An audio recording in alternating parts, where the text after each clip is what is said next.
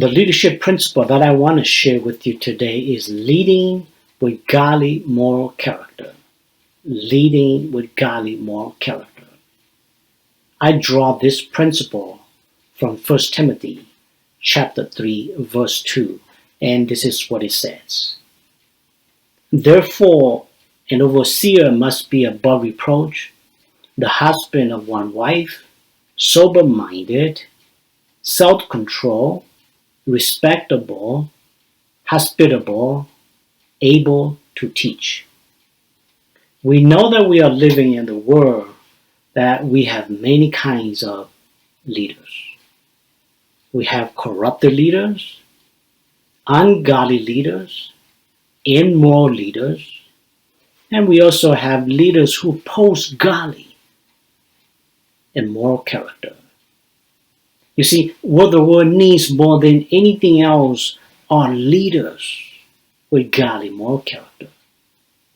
Yet, that may be a high expectation because we are living in a fallen world, and very few leaders have a godly moral character. However, we do expect the leaders in the church to be people that have godly and moral character.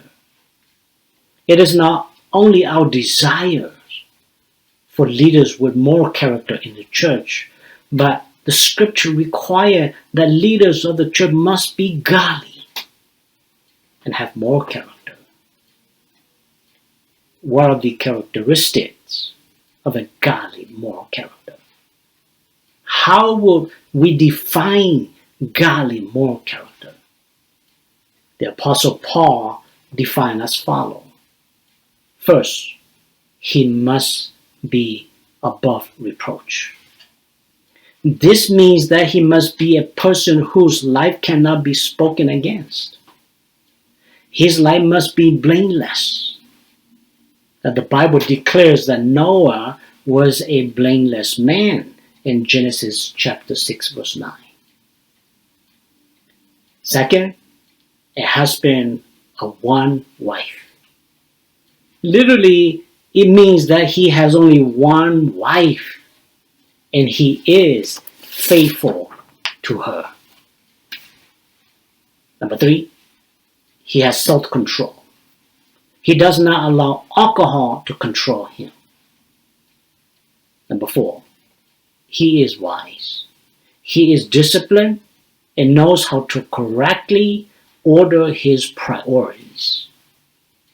Number 5, he is a man of good reputation. He is respectable within the church and outside of the church or in the community. His life is orderly inside and outside of the church. And number 6, he loves strangers. He welcomes people to his home. And he enjoys having guests. Number 7, he is a man of Bible knowledge and understanding. And he has the gift of teaching. He is a leader who teaches others. It is true that we have many kinds of leaders, but what we really need today, and especially in the church, are leaders of godly moral character. We need leaders with the qualities of moral character, above reproach, the husband who is faithful to his wife, self-control, wise, good reputation, love guests, and who have the gift of teaching. In the time of reflection, I want you to ask yourself these 3 questions. Number 1, what kind of leader do you consider yourself? What kind of leader do you consider yourself? Second, do people see you as a leader who has godly moral character? And number 3, 7 of the qualities above, which ones are you lacking that you need to work on it? Which ones are you lacking that you need to work on it? I also want you to take some time to pray for yourself. In your time of prayer, consider praying for something like this. First, thank God for the position that God has allowed you to serve in. Second, pray for God to sanctify you to be godly, moral character. So pray for God to sanctify you to be a godly, moral character. And number three, ask God to protect you and keep you from any temptations that will destroy your godly, moral character. In conclusion, in the application, I want you to remember that for a leader to lead the church of God, it is required that he has a godly, moral character.